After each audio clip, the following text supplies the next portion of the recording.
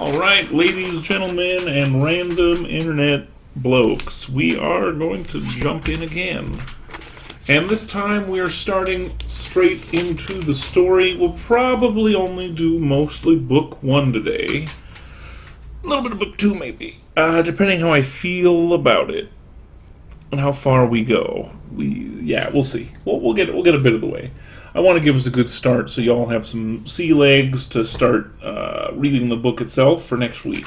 So, like I said in the pre-show, we'll probably get somewhere to book 11, just because we got to get to the last final epic showdown. It's especially necessary for this book. You don't know what's coming yet, but trust me, it'll matter by the end. All right. Hopefully everybody's back. As normal, please write pictures type questions in the Twitch or the Discord. I'm happy to do either. All right. We'll give it about a minute to get people ready to go.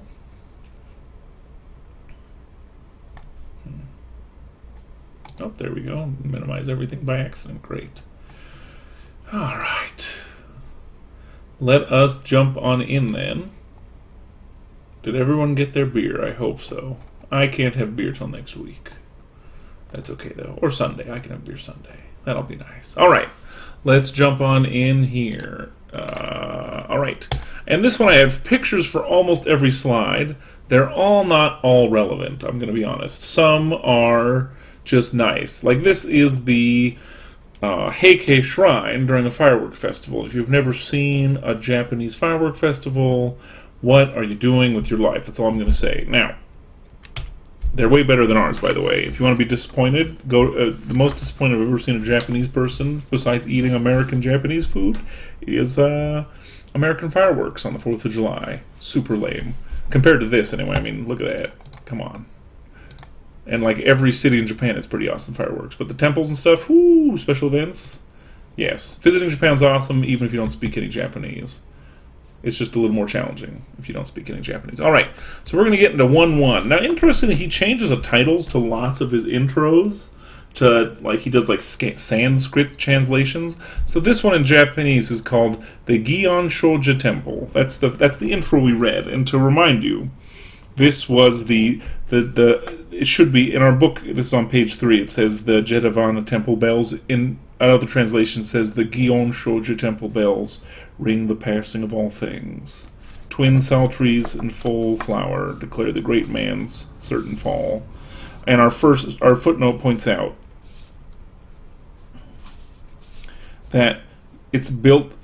The Buddha was built by a wealthy person, and then there's they ring this bell when somebody dies. So, welcome. So there's the preeminence of what we're going to have to expect for the story. Someone's definitely dying. So that's what the kind of the aesthetics here is. And then if you read this whole chapter, is there anything interesting here that I didn't put in the slide? Well, sure.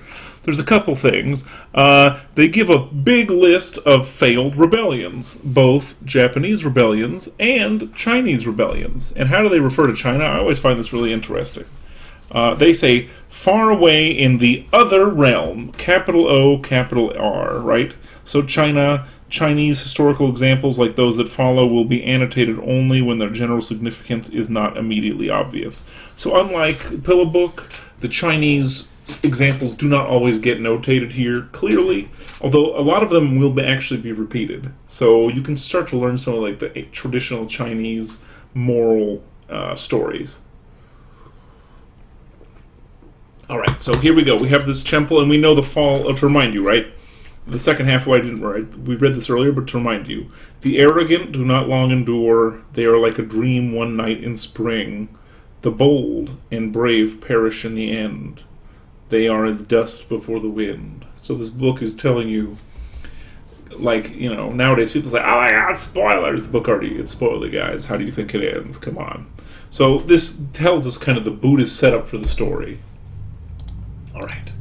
Now, the next chapter, and the next page, I'm going to start adding more images of people. But on page 4, you get to see your Taira no Kiyomori. Looks like a slightly angry / ugly, well-dressed Japanese man. And the face is amazing. And if you haven't seen him yet, it's detailed, especially for a Japanese face. Okay, now we get into what the second chapter 2 is called Night Attack in the Palace.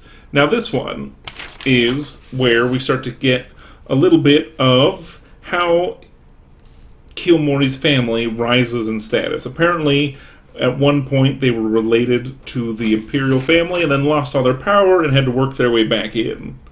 So they're upstarts basically.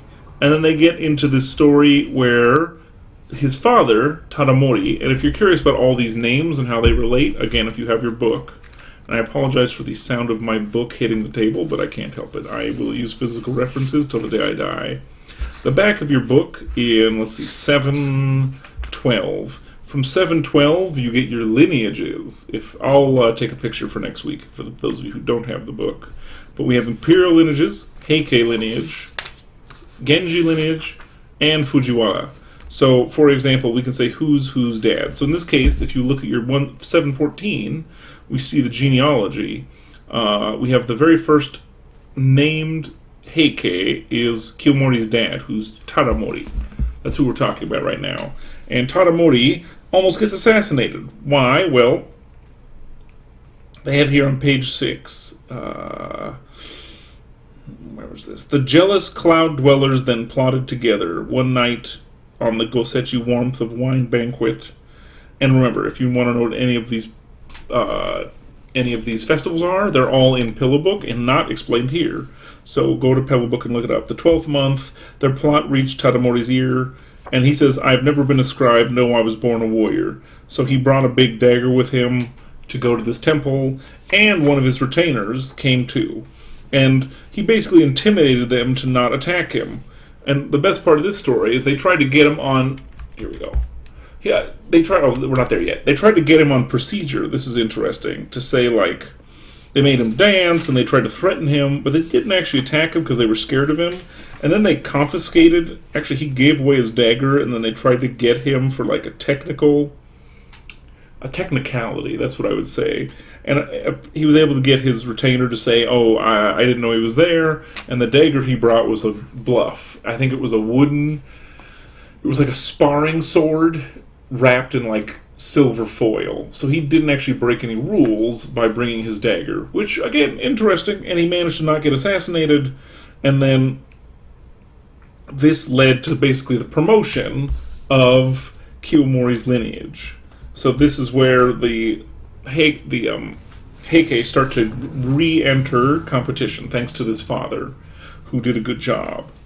All right, now we get... oh, yeah. And there was this assassination attempt here, of course, which failed. But again, it shows that, like, one way to solve problems is to just stab people.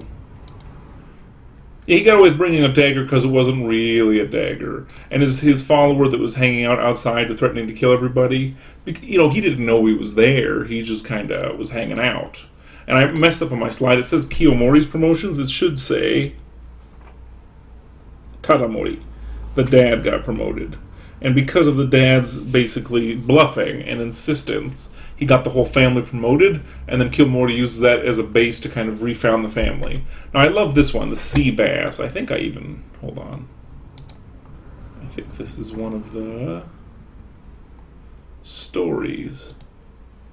Oh, we'll have to listen to this next time. The sea bass apparently is one of the most popular of the stories. Now, this one talks about how Tadamori's sons all get promoted. And then we start to get some of our purse poetry. For example, the Emperor just randomly asked, we're still talking about Tadamori, by the way. This is on page 9.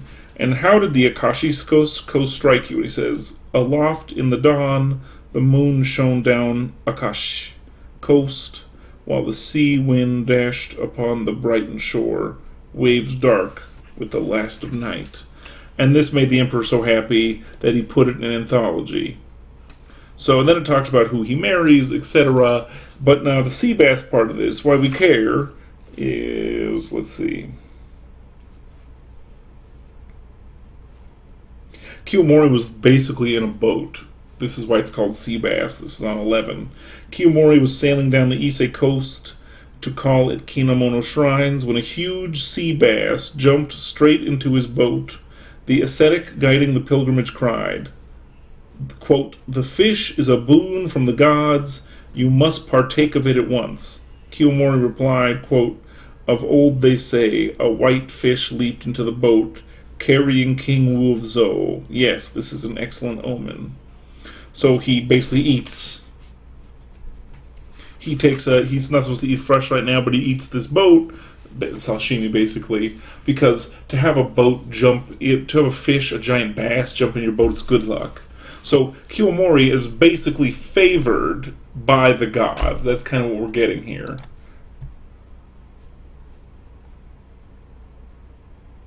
And somebody posted a fishing meme. Great. So here we go. So we get this Kiyomori as apparently lucky. And remember, this is a Buddhist kind of moral tale.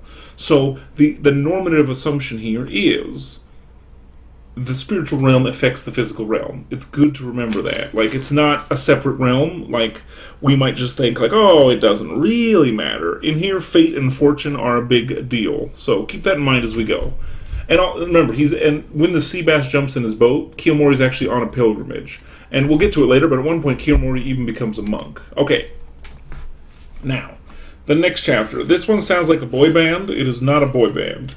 The Rokuhara boys. If you haven't got into it yet, what are the Rokuhara? Well, the Rokuhara is the name of the Heike Palace in Kyoto. That's what the Rokuhara is. Now, Rokuhara boys, we learn, are his informants. Remember we were making that joke before class started, where now everybody's become a narc and the mayor of Los Angeles wants you to also be a narc.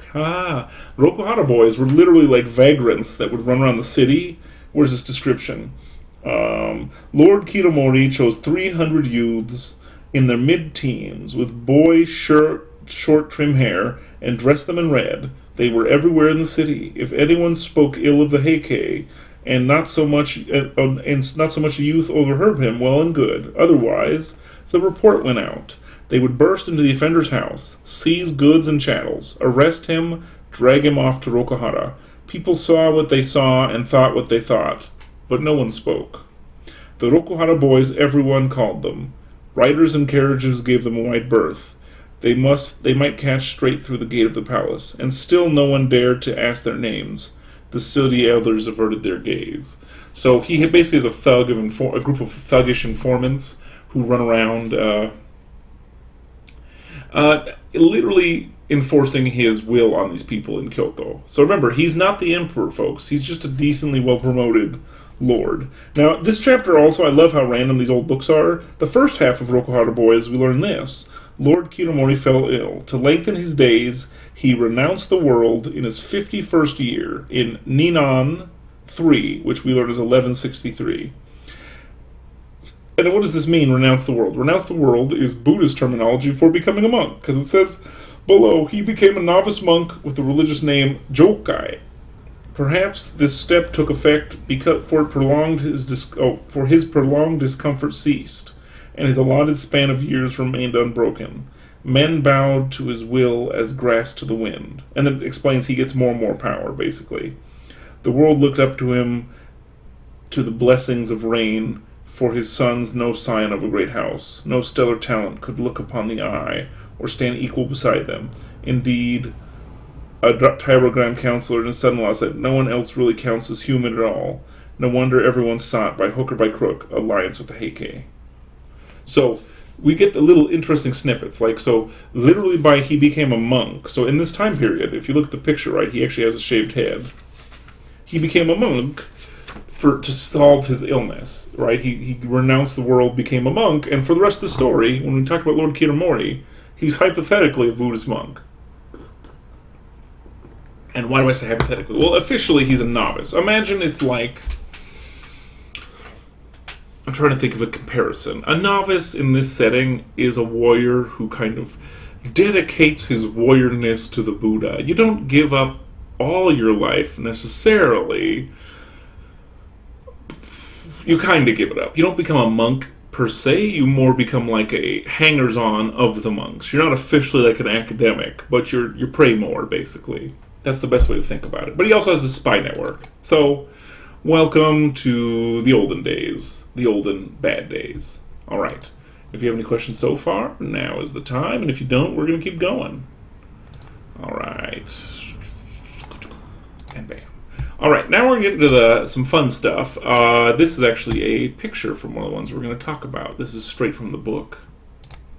Okay, One Man's Glory. This one's kind of quick. Let me find my notes here.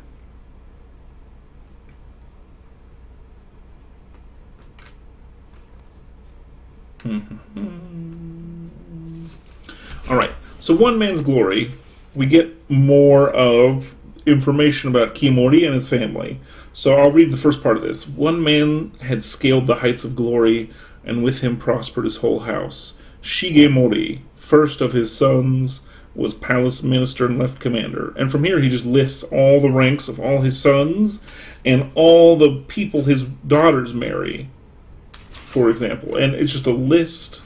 Oh yeah, and it takes to get to all the ranks of his daughters, his kids, and his grandkids. It takes a whole page to get to. Kiyomori had 8 daughters too, and fortune smiled on them all. One was married to a counselor. One was married to a couple ministers. One was married to an emperor. And then we get an interesting thing here. We learn a little bit more about some of the kids, like one of his grandkids was Shigemori, who really liked cherry blossoms. Why do we care? It's just in here. So it gives you kind of an example of all of the, how can you say, the status of the Heike. They go from nothing to this status.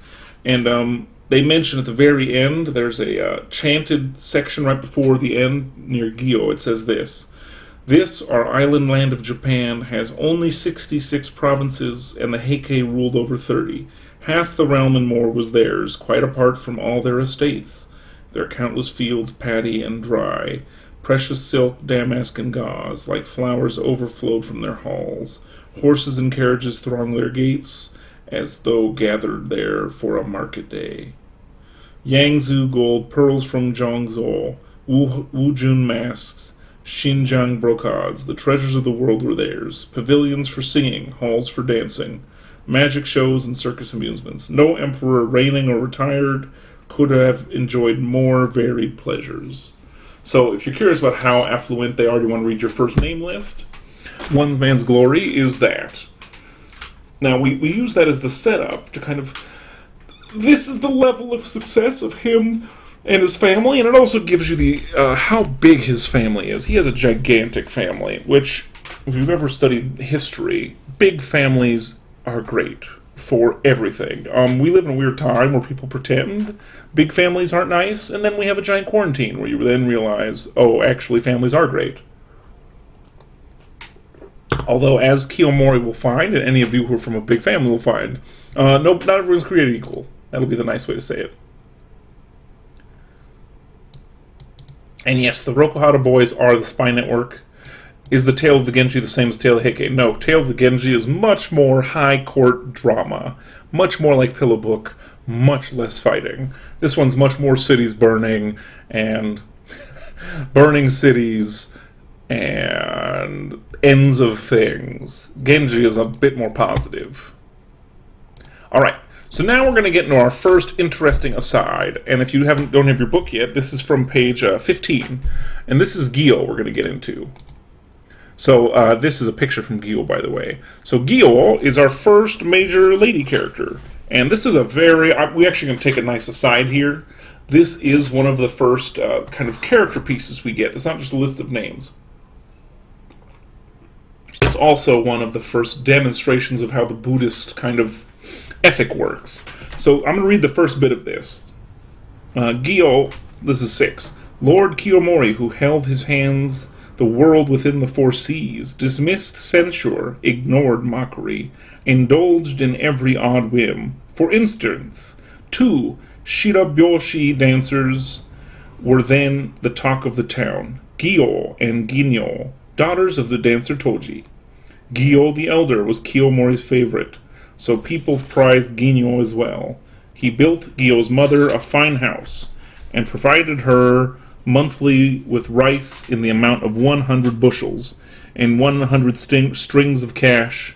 The household prospered and lived very comfortably. So this is specifically a story about a dancer. You're like, oh, great, a dancer. And we get to learn about what is this kind of dancing, where did it come from.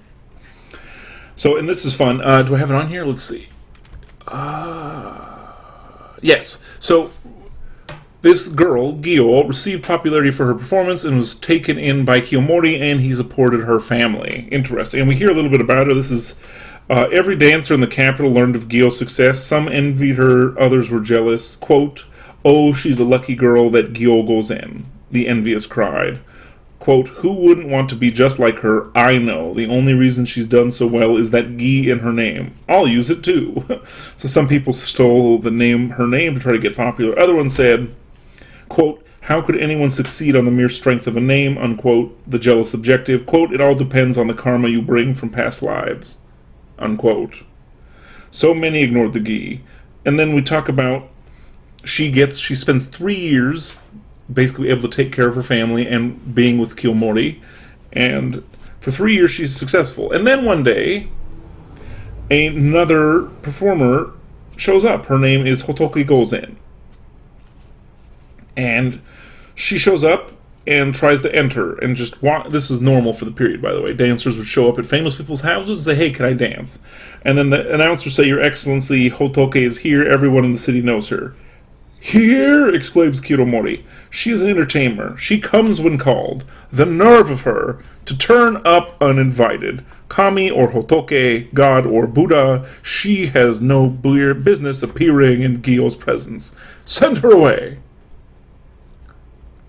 Now, interesting, Gyo then intercedes for her. Gyo addresses her lord and says this: "It is normal for any dancer to present herself uninvited. Besides, they say she is only a girl. Now that she has come so bravely, you are too harsh to order her gone. I would feel sorrow and shame for her. Her profession is also mine. I understand you need not have her dancer sing, but it would simply be a kindness to at least see her before she goes back. Do please this once and call her back." And Kiyomori says, Fine. I'll get her back and take her in, if you feel that strongly about it." So Gyo reaches out to get this dancer to come, and then she sings and dances. So first, her song. This is what she says. So this kind of singing, if you're curious, is called Imayo. It's the type of popular song they're singing in this period. And this is what she sings. She says, "Seeing you, Lord, this way as never before, a maiden pine feels the gift of 1,000 years. On the tortoise island rock, rising from your lake, cranes gather in flocks. It seems for their own delight." She sings it, everybody loves it. Lord Kiyomori is captivated, and he's like, "You can certainly sing, you must be quite a dancer." And then she dances. And this is the quote of Hotoke's beauty. "Hotoke Gozen was a true beauty. Her hair, her face, her lovely figure, her deliciously littling voice. Her dancing could not have failed to please. By the time she had finished her dance, most unwillingly Lord Kiyomori entranced could think only of her." And then now, Kiyomori prefers her and basically banishes Gyo. So Gyo is now kicked out, told to leave immediately. Hotoke becomes the new favorite, and this includes, they still have their home, but they lose all their income. This is bad. Now, before Gyo leaves, this is on page 20 if you have your book, she writes this on the door, and the picture of this, by the way, is on page 19. She writes this poem, this waka. "New shoots emerging, wilting fronds are equally grasses of the field, destined every one to feel the withering touch of fall." So before Gyo leaves, she writes that on the door. Somebody asked, does Gi directly translate anything in Japanese? Yes, I'm sure there is a Chinese for it. I'll have to put that, the person asking in the Discord or in the Twitch chat, I'll have to look it up. Off the top of my head, I don't know what the Gyo kanji is. I'm sure there is one, though.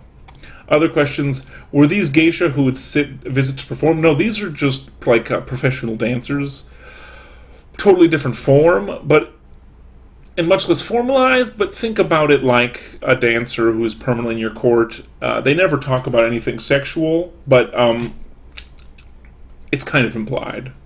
But you never know. Kiyomori has lots of women. Maybe he just has women on retainer just for dancing. It is possible. But she writes that poem to just as a final retort before she's kicked out of the home. Now, to make it worse, a bit later, when Gyo's getting depressed, Kiyomori sends a letter and basically says, "How have you been getting on? Hotoke Gozen seems very bored. Come and cheer her up." So she's forced to go back to perform as the supplicant this time. Oh, and she doesn't want to go, and she only goes for filial piety. Her mom basically makes her go. Oof. Oof. And then they sit her at a position of great dishonor. And then when they finally force her to sing, she's basically crying. She sings this. "The Buddha himself long ago was like anyone, and we ourselves in time to come will be Buddhas too. What mystery it is to share as we do the Buddha nature, yet to be so far removed from that happy state." Weeping, she sang the song twice. The assembled Taila lords, senior nobles, privy gentlemen, ranking officials, retainers too, all of them wept with emotion. Lord Kiyomori looked pleased. "You got the feeling just right," he said. "I'd gladly see you dance too, but I'm busy today. Something has come up. Don't wait for another invitation. I want to see you here more often." So that's completely insensitive. So immediately after this, she goes home to her mother, and she's like, "Mom, I went for you for filial piety. I can never do that again. I am now going to kill her myself." And then the sister says, "Oh, well, if you kill yourself, I'll kill myself." And then the mom says, "Gosh, please don't do that. That's, besides being one of the Buddhist 5 deadly sins, you're also going to, humiliate me. Please, let's do something else. Let's become nuns and, pray for salvation together." So together, they all become nuns and move to a swamp, basically. So here we go. They put together a brushwood hut and made their homes there, calling the name. Remember, we talked about the Amida Buddha name.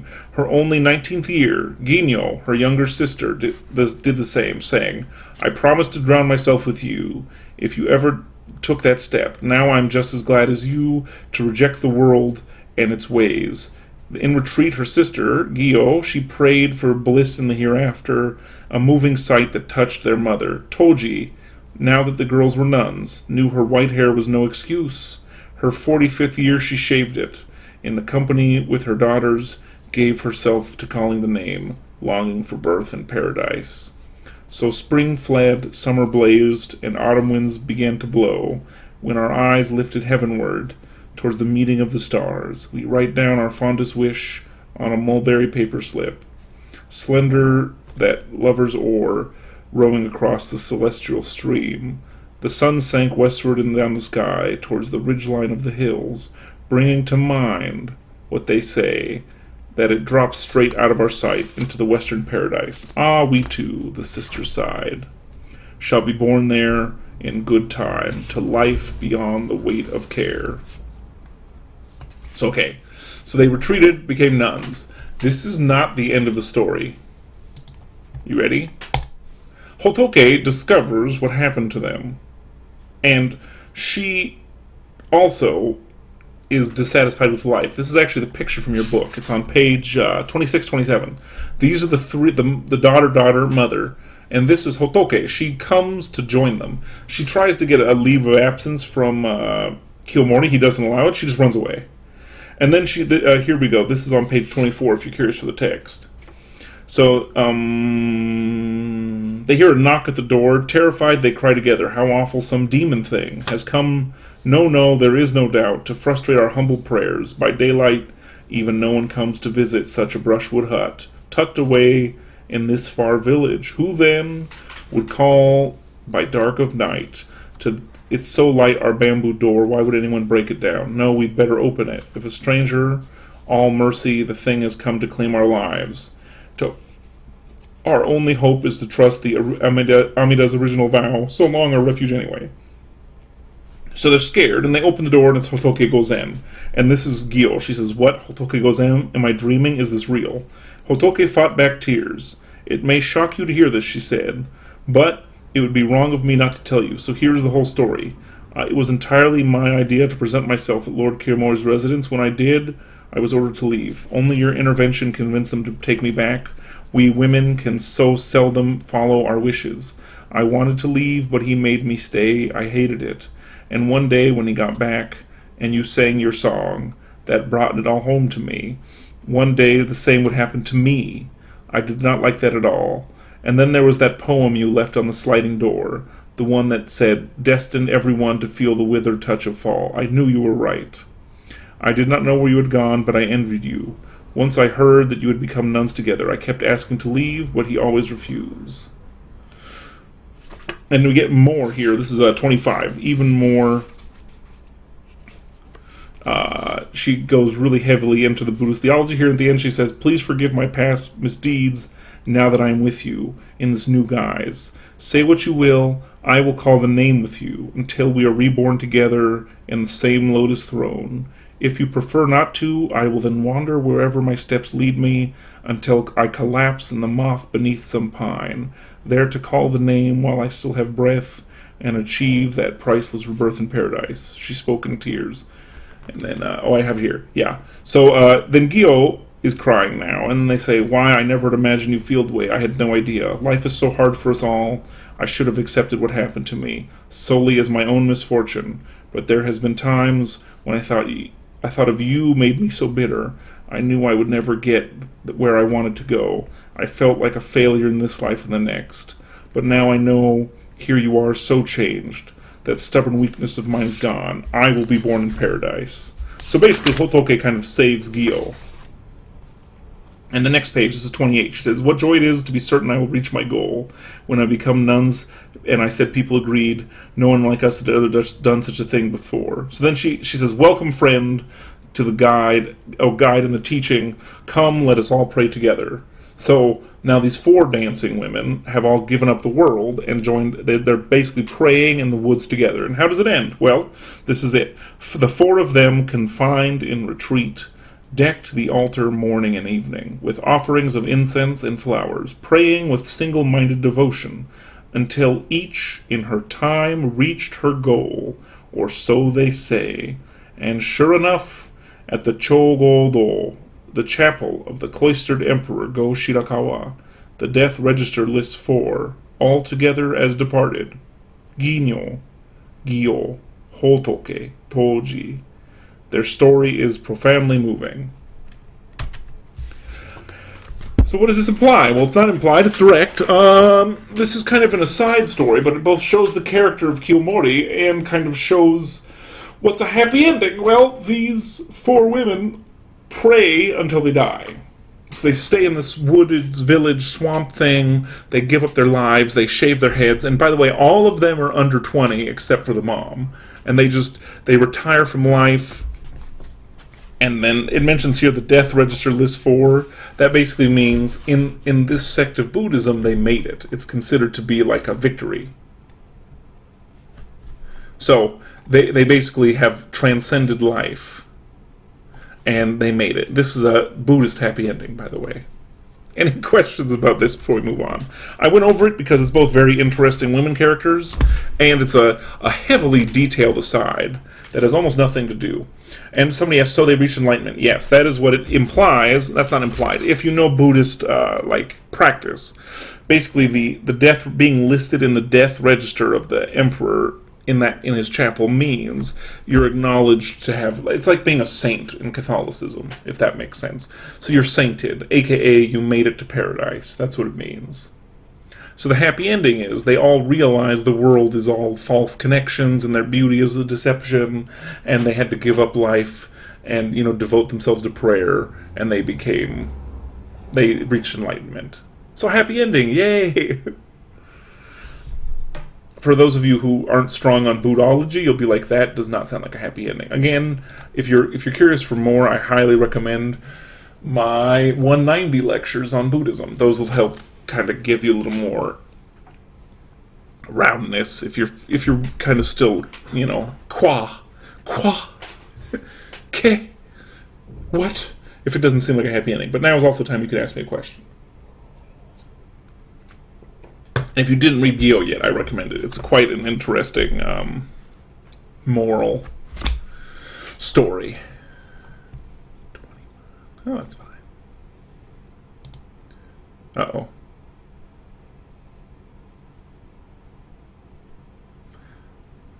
And the stream ate itself for a second. It looks like we're back. That's a good thing I didn't say anything. Oh.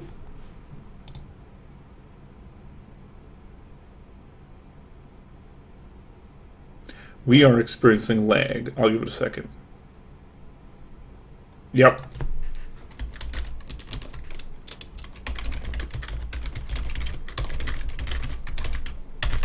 Yeah, we had some stream lag. And actually, my broadcasting software shows me latency. So I basically just stopped talking.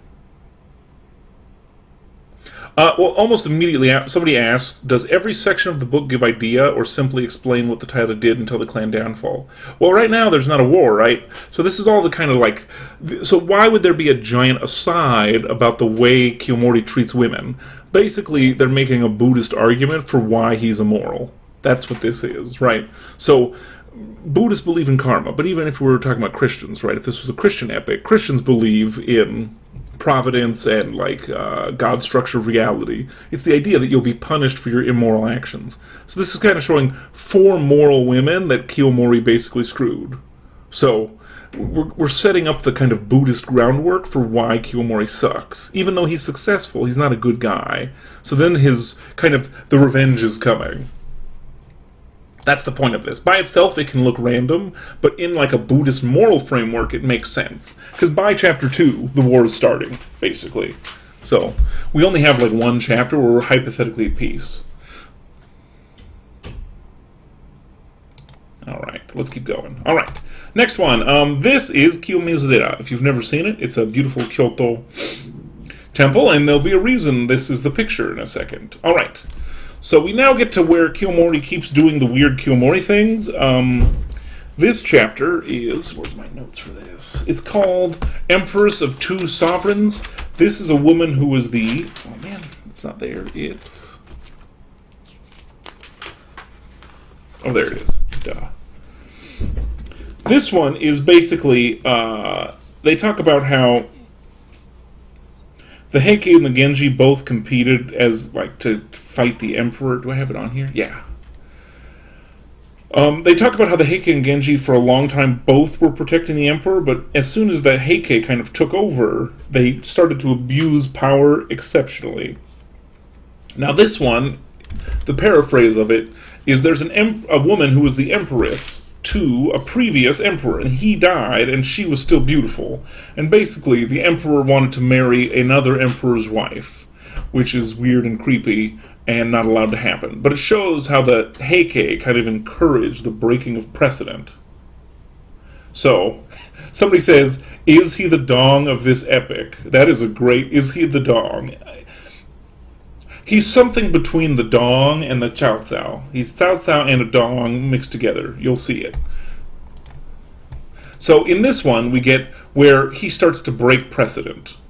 AKA, the emperor does, and then the Heike encourage it. So suddenly, an emperor marries another emperor's empress, which you think is not bad, but it's weird, right? Like, we start to get really strange... Like, the Heike just start not following any rules, kind of the balance is broken.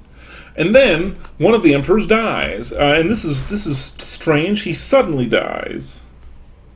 So this is 8. It came in the spring of Iman 1, which is 1165. The emperor was unwell. They named the heir, you know this is going to end well if you remember our China story. The heir becomes a prince, he's a 2-year-old prince. Then suddenly, the emperor abdicates, feels bad, dies. Uh-oh. Now, why do we care about that? Where is this death? Oh, and they argue again why you shouldn't pick. They have all these examples why you shouldn't pick a young emperor, all the precedent from Japan and China. This is on 32. But then we have, but it came to pass in the 27th of the 7th month, that Emperor Ninjo breathed his last in the 23rd year, as though a bud had dropped from the bow. So now we have an emperor die, and the heir is 2. So the new emperor is 2 years old. This isn't going to end well. But why is it called the clash over the nameplates? Remember those warrior monks we talked about? Well, they're back. Now we get to enter them into the story. If you hear the knocking, it's my son. Hi, Joe. Joe's doing what he wants. All right. So now, monks, there's a correct precedence who gets to put basically a name plaque for the emperor on his grave. And the monks fight over the precedence for the death plaque of the emperor. Basically, a shrine that's a newer like an upstart shrine. Their guys, they put their shrine plaque up early in the order. And then 2 monks from one of the older temples literally attack it and drive everybody away and knock their shrine down. Or their name plaque. Why does this matter? Well, revenge comes. What is the revenge? The revenge is this one. The burning of Kiyomizu-dera. So the monks, I'm pretty sure the monks, let's see. The monks who did the offending originally were followed, let's see here. They're from a temple called Enrakuji. Enrakuji. And they've been challenged. So in revenge, they get their soldiers and start to march. And everybody's panicked, like, oh my god, they're going to invade the capital, they're going to kill us all. Then the Heike think they're coming straight for them. But, here we go. So the Enraku, this is on a 34, the Enraku monks ignored Rokuhara. So that's the Heike capital.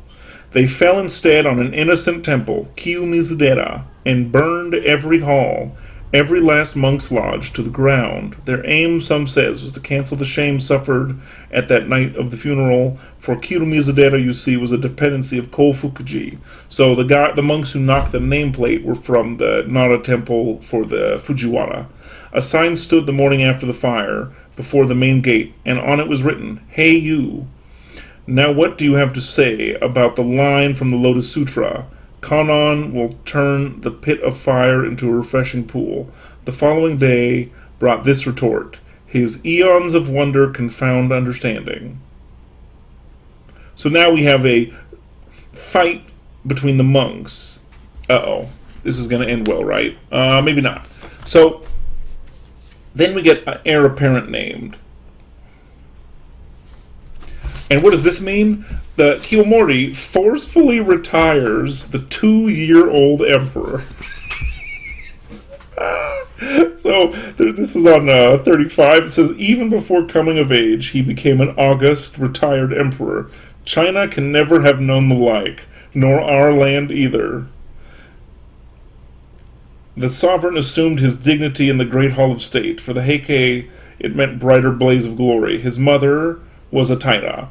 So basically, the Lord Kiyomori forcefully retired the recently 23-year-old dead emperor's 2-year-old son. They forced him to retire and put a Taira, a Heike, in as the emperor. So now they're just breaking all the rules. Like, temples are being burnt to the ground. They break the rules of the heir apparent. Well, what happens? Well, this picture is from later in the story, but I liked it, so I left it. We have first what's called the collision with the regent. Alright, so what's this one? Well, it shows you how over their skis the Taira are getting. So we start to hear a little bit about the kind of the greed of the retired emperor, and this retired emperor is Go Shirakawa, not the kid.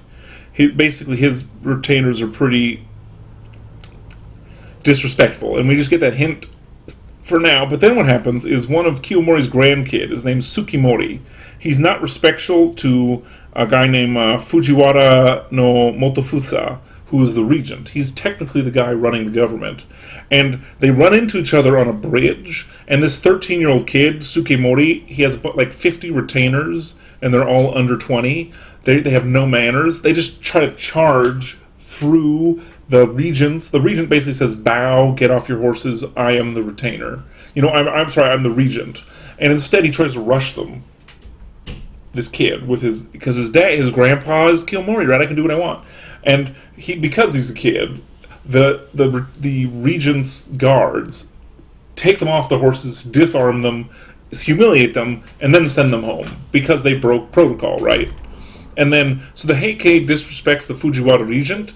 In revenge, Kiyomori, the grandpa, this is the grandpa, gets a bunch of his Rokuhara boys, ambushes the regent. When the regent's on an official court protocol for the new emperor, he ambushes him, and then he gets all of his retainers and cuts their hair off. Now, why is that a big deal?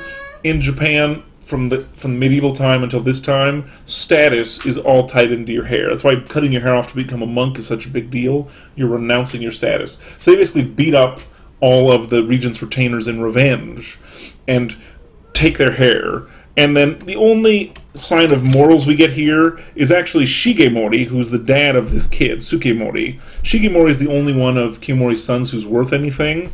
He admonishes his son and the raiders for breaking protocol, and then he banishes his son.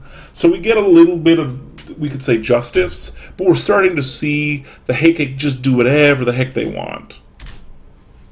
Alright. Then we have Shishino Tani. Why do I care about this one?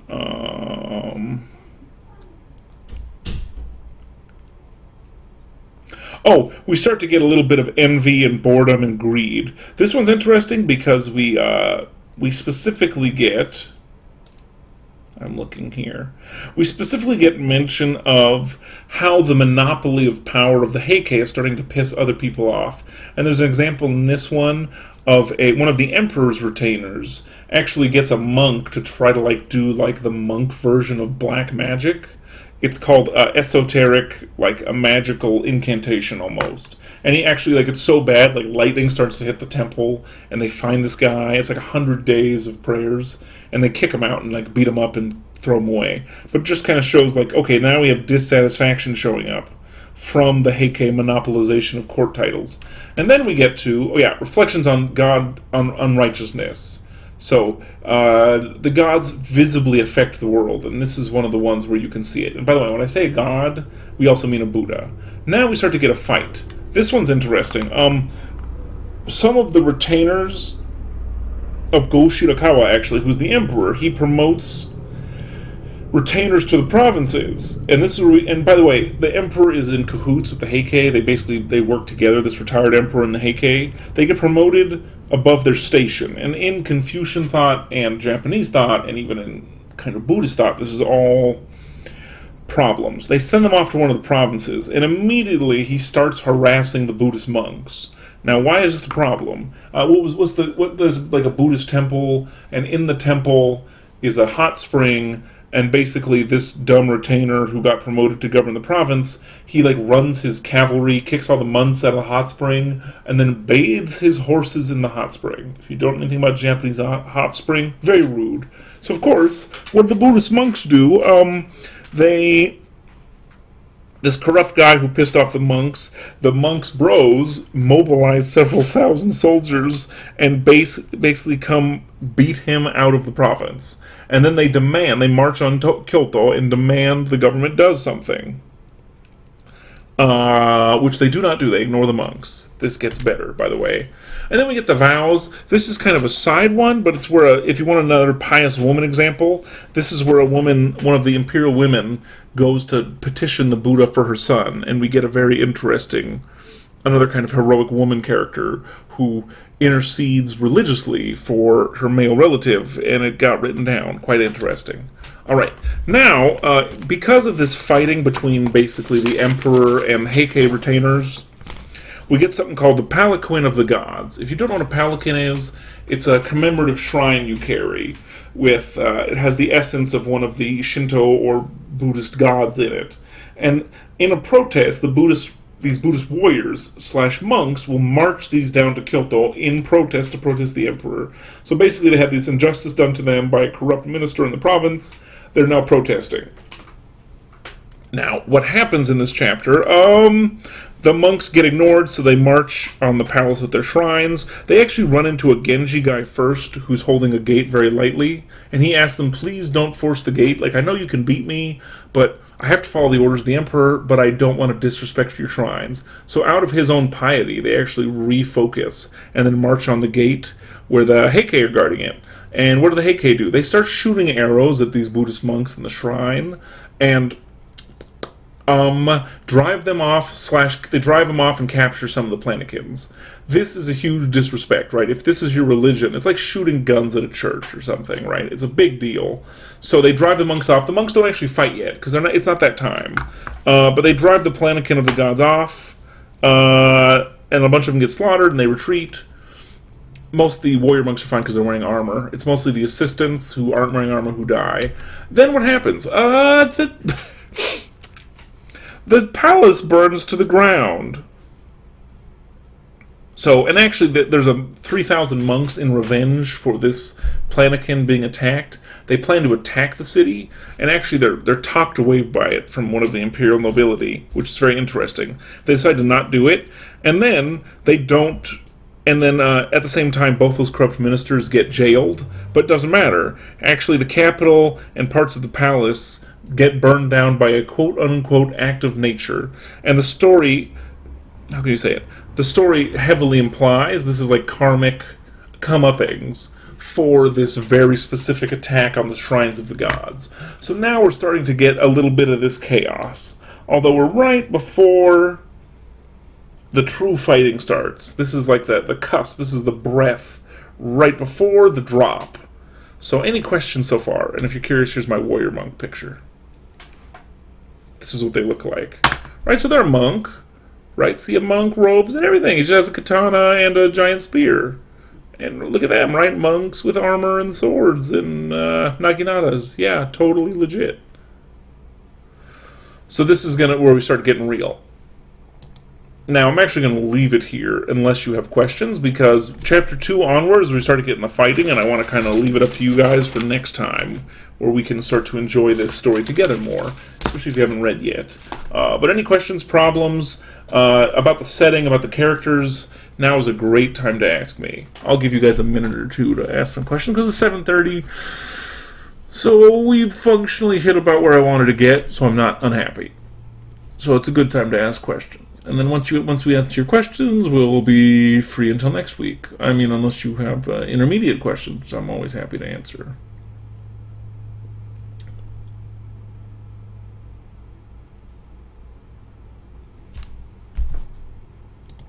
Everybody's like, no, Professor, it's been 2 hours. We're really good. It's fine. I wouldn't be surprised. Even in a normal class, I'd be a little shocked with too many questions after the second section of class. But yeah, we'll get into all this fighting next time. I find the fighting to be quite entertaining. Today was the musical half. Oh, we just have a laugh. Okay, I'll take a laugh. Okay, no questions? Okay, if you're question free, I'll go back into the voice chat if you have voice questions. But for everybody watching the stream, this has been the introduction to Tale of the Heike. Thank you all for watching. We'll be back next Wednesday with part 2. Have a beautiful night. I'll see y'all soon. Bye.